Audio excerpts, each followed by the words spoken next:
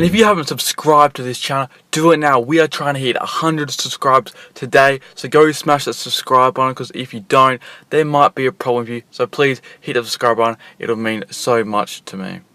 Don't forget to turn the notification bell on so you never miss a video, because our videos are very lit, awesome, just amazing, and you have to put the bell on. Round 8 of the AFL, the first game was on a Friday night footy between Adelaide and the Bulldogs on a wet Adelaide Oval, with the Crows getting the victory 63-26 and a low score on the fair. The Dogs only kicked 2 goals. For the Crows, Betts kicked 4 goals, while the disposal winners, Laird had 28 disposals and Bryce Gibbs had 26 disposals. And looking at the other page in the Western Bulldogs, Suckling and Webb were the only goal kickers for the Bulldogs. McRae had 36 disposals, just keeps showing how good he's had over the season, just gone unnoticed in the past few seasons. While he also had 13 tackles, and Marcus Bontempelli, he looked back to some reasonable form with 28 disposals there. And the Crows were just once they got a roll on, they kept pushing, so they win 9-9, 63 to the Dogs, only 2 goals, and they get 26. Then moving on to the next game between North Melbourne versus Giants at Bloodstone Arena in Tasmania. The Roos got the job done basically due to their third quarter dominance, beating the Giants 112-69. Ben Brown had 5 goals, Waite had 4 goals, while Higgins had 28 disposals and Jed Anderson had 26. For the Giants, Cameron was their leading goal kicker with 2 goals. And for the disposal winners, Steve Kinley had 25 disposals and Jacob Hopper had 24 there in that game. And the Giants continue to slide down the ladder with so many injuries. It's hard for them to especially get to that top 4 where everyone will expect them, especially being in the last 2 preliminary finals in the last 2 seasons. So it's definitely going to be hard, and we're nearly at the halfway point in the AFL season, so it's making things very tough for the Giants. And the Roos, they're definitely surprising us this season. Everyone had them in the bottom 4, but they have definitely surprised us and actually in the 8, which is a big shock to everyone, and probably shows Roos can't go unnoticed this season also. Then moving on to the Suns versus Power game. It was played in China, the only international game that's played overseas away from Australia. Power ended up winning by 40 points, winning 82-42. The Suns, Witts, Bowers, Heron, Miller, Matt Rose and Lockie Wheeler both had a goal each for their team, while disposal winners, Hall had 29 disposals and Jarrett Harper had 27 disposals. For Port Adelaide, Wingard, Sam Gray and Sam Powell-Pepper all had 2 goals. Travis Boak had 29 disposals, while Darcy Brown-Jones, Sam Powell-Pepper and Tom Rockcliffe had 26 disposals. And there was never in doubt they should really lose this game. Port Adelaide, they were against the Gold Coast Suns, an undermanned team that's been struggling basically since they've entered the competition.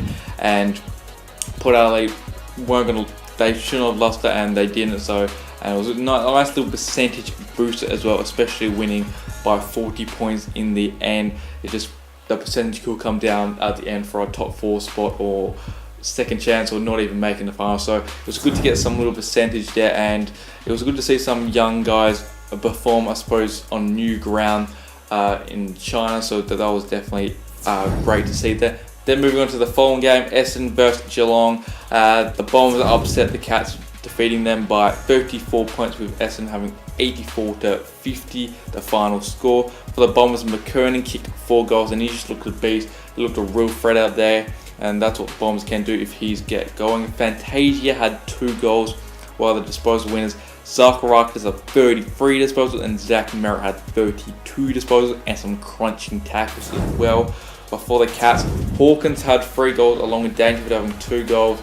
Joel Selwood had 30 disposals and Patrick Dangerfield had 27 disposals there. And the Cats they keep the first, I think, first multiple goals of the game. It was like 50, I think, to 7 at one stage. They just couldn't really bounce back from there, and it was a really disappointing effort by Geelong, and they're going to have to make some big adjustments up. But Essendon have been playing terrible in the last month, so it was good to finally see them hit some form. And then the Sydney Free game played at the SCG. Sydney absolutely dominated in Buddy's return, 111 to 52. Buddy and JPK both kicked 3 goals. Lloyd had a career high in disposals with 41 disposals and 163 AFL fantasy points for anyone there, while Jared McVeigh had 31 disposals. And for Fremantle, Walters and Sandy were the leading goalkeepers, both with 2 goals, and the leading ball winners. Lockie Neal had 30 disposals, Ed Langdon had 29, and Nathan Fife had 28 disposals. Looks like Lance Franklin will have a case to argue against, so he could be suspended possibly, but that outcome will eventually come throughout before the week is out.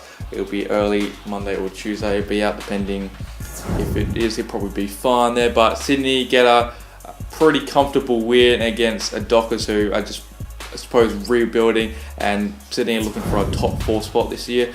And then the last game for the Saturday night was St Kilda versus Collingwood, and the Pirates got the job done, winning by 3 goals in the end at Etihad Stadium.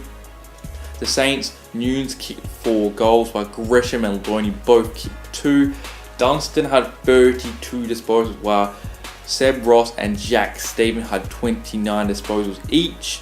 For the Pies, Jordan DeGoey, he kicked 6 goals and shows why the Pies really need to lock him away, while Will Hoskin, Stephenson and Wells both kicked 2 goals. And then the disposal winners, still Sidebottom had 38 disposals, while Crisp, Howe, Pendles and Tom Phillips all had 30 touches each there. And the Pies, they're just outside the 8, and they're really looking like a team that could possibly, I suppose, contend or make some noise in September. But they've got the talent, they've got the skills for it. They do have a few injuries, but once they come back, they could be on a fully strength side. They are going to be possibly a tough side to beat if they can play the Brandon footy Nathan Buckley wants them to play it. So moving on to the Sunday match. Now, the first game was between Carlton versus Melbourne, and what a smashing one it was. The Demons winning by 109 points. Yes, 109 points. The Demons had 159 as a full-time score, while the Blues only managed 50 points. For the Blues, Mackay and Lamb both kicked 2 goals. Patrick Cripps had 31 disposals, just keeps dominating. He's going to show he's a beast in the future, probably a future Brownlow medalist. Nick Graham had 28 disposals, while for the Demons, Jake Melsham kicked 5 goals. Tom McDonald and Alex Neil-Bullen both kicked 4 goals, while the ball winners there, Nathan Jones had 31 disposals, Jake Lever had 27 disposals, and Clayton Oliver had 20 disposals. And Melbourne just dominated, especially that second half. Once they went onto a streak, there was no stopping them. The Blues just had no answers, and the Demons just showed they had more talent. The Blues, I don't really know where they go from next. They are now on the bottom of the ladder with only 1 win against their name, and Carlton is just another miserable season, while Melbourne have actually jumped into the top 4, so they're looking to real good this season. But I'm surprised Jesse Hogan only kicked 1 goal. I thought he would kick more, especially in a game like this, but they still got the win no matter what. And then moving on to the Brisbane and Hawthorn game, Brisbane got their first win of the season against the Hawks at the Gabba, defeating the Hawks 129 to 73. For the Brisbane, Eric Hipwood had 4 goals, and Tom Cutler had 3 goals as well, while the ball wins for them. Dane Zorko had 30 disposals, Dane Beams had 28 disposals, Hugh McGludge had 27 disposals. And then flipping over to the other page, looking at the Hawthorn, Gunston had 4 goals, Isaac Smith and Jared Ruppert both had 2 goals each. While disposal winners, this man keeps on getting it. Tom Mitchell, he had 46 disposals along with a goal.